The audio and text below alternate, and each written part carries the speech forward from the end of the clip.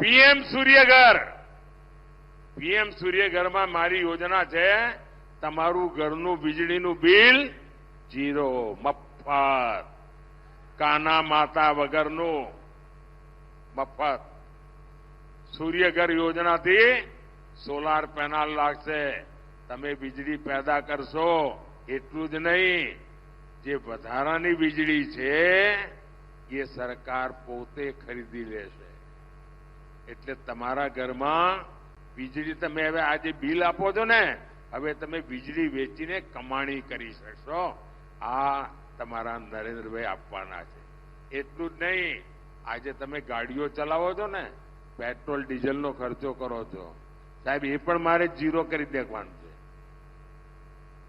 મફતમાં તમારી પેટ્રોલ ડીઝલની ગાડીઓ તમારી ચાલે, મફતમાં, મફત.